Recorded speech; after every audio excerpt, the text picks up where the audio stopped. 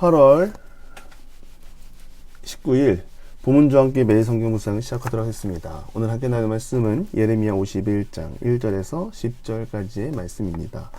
자, 읽겠습니다. 여호와께서 이와 같이 말씀하시되 보라, 내가 멸망시키는 자의 심령을 부추겨 바벨론을 치고 또 나를 대적하는 자 중에 있는 자를 치되 내가 타국인을 바벨론에 보내어 키질하여 그의 땅을 비게 하리니 재난의 날에 그를 에워싸고 치리로다.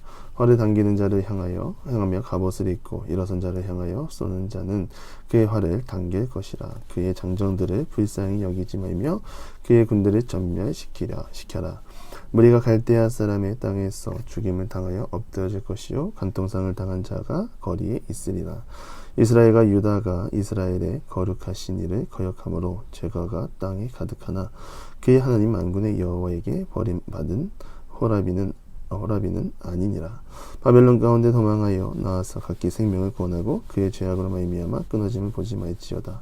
이는 여호와의 보복의 때니 그에게 보복하시리라. 바벨론은 여호와의 손에 잡혀 있어 온 세계가 취하게 하는 금잔이라. 민족이 그 포도주를 마심으로 미쳤도다. 바벨론이 갑자기 넘어져 파멸되니 이로 말미암아 울라. 그 상처를 위하여 유향을 구하라.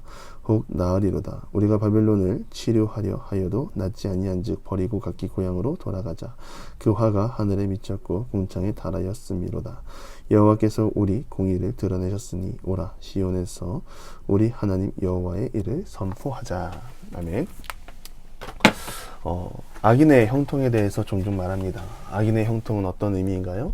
나는 하나님 앞에서 완전하게 행하려고 노력하나 악해 보이는 내 이웃이 더 잘되고 승승장구하는 것 같고 부유한 것 같고 그로 인해 나는 작아 보이고 내가 하나님을 믿고 있지만 흔들리는 심정으로 타인을 바라본다는 것이죠.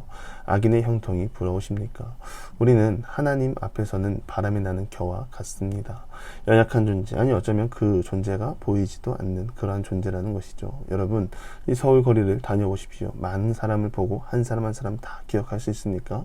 우리는 기억하지 못합니다. 대개는 흔하고 그 가운데 특색 있는 사람 몇만 기억하고 나머지는 그저 스치듯 지나갑니다. 그런데 위로가 되는 것은 하나님은 우리를 바람에 나는 겨와 같은 존재이지만 그 존재로 그치게 하지 아니하시고 내가 너를 항상 사랑하는 존재, 내가 너를 살리기 위해 아들을 십자가에 매달리게 하시고 대신하여 생명을 얻게 하신 존재로 세워주셨습니다. 이것은 상당한 위로가 됩니다. 우주 만물의 주관자이신 하나님이 우리를 아시고 나를 사랑하신다. 그렇다면 우리는 악인의 형통을 부러워하지 않아도 되죠. 하나님을 만나시고 하나님을 체험하시기 바랍니다. 하나님을 알고 경험하는 자는 하나님으로부터 평안을 얻게 되고 자유함을 얻게 될 줄 믿습니다. 악인의 형통을 보십시오. 바벨론 지금 당장에는 잘 나가고 이스라엘을 침략하여 강대국을 자랑하는 것 같습니다. 그들의 잔인함은 이미 만국에 소문이 나 있습니다. 또한 하나님께서 바벨론을 통하여 이스라엘을 심판하심으로 이들의 죄악을 덮어주시는 것 같아 보입니다. 그런데 그들의 결과가 어떻습니까? 평생입니까? 절대로 그렇지 않습니다.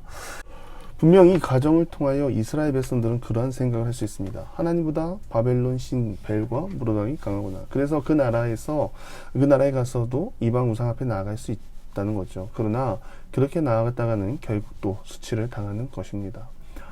바알 앞에 나아가 그렇게 공격을 당하고도 똑같은 실수를 범할 수 있다는 것이죠. 이스라엘 백성들은 지금 현실의 문제도 있지만 중요한 것은 이 일을 주관하시는 분이 누구인가, 그것을 묵상하고 바르게 알아야 합니다. 주관자는 하나님이십니다. 하나님 지금도 살아계셔서 우리의 삶을 주관하시고 사람에게 소망을 주셔서 주의 나라를 전하게 하십니다.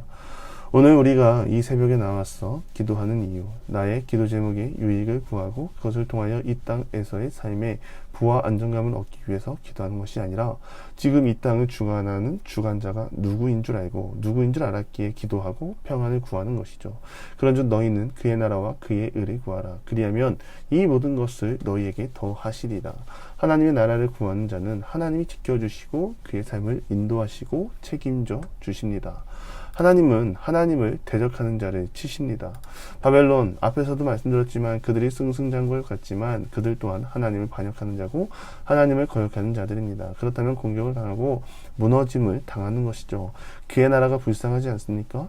바벨론 사람들이 불쌍하지 않습니까? 자신이 가지고 있는 힘을 믿고 살아가다가 전능하신 하나님의 숨결을 만나니 이들은 결국 무너지고 맙니다. 벨과 무르닥이 지켜주는 것 같아 열심히 봉헌하고 예배했는데 그 모든 것이 헛것입니다. 결국 무너지고 이용만 당합니다. 반면 하나님의 사람들은 어떻습니까? 길을 하나하나 안내해 줍니다. 불순종이 문제이긴 한데 하나님은 분명히 말씀하셨고 길을 안내했고 순종하며 그 안에서 하나님의 놀라운 역사를 경험합니다. 이 모습이 하나님의 사람들이라는 것이죠. 하나님의 때가 있습니다. 그 때를 알기 위해서 우리는 깨어있고 기도하며 하나님의 일하심에 귀 기울이는 것입니다. 그것이 무엇입니까? 말씀과 기도, 찬양과 예배입니다. 하나님을 경외하는 삶, 지혜와 지식은 내가 많이 배우고 아는 것에 그치지 아니하고 하나님의 말씀 안에 있습니다. 5절 말씀을 보십시오. 이스라엘과 유다가 이스라엘의 거룩하신 이를 거역함으로 죄가가 땅에 가득하나 그의 하나님 만군의 여호와에게 버림받은 호라비는 아니니라. 이스라엘 백성들이 받는 사랑이 이처럼 대단합니다. 이것을 말하는 의미는 거룩하신 하나님, 온 우주 만물의 주관자이신 하나님을 버리고 그들의 죄악이 땅에 가득하나 그들을 지키시는 분인 하나님이라는 사실을 정확하게 명시하고 있는 것이죠. 결국 그들은 제 갈 길을 갔지만 멀리 떠난 이스라엘을 다시 지키시는 분이 하나님이라는 것을 드러내고 있습니다.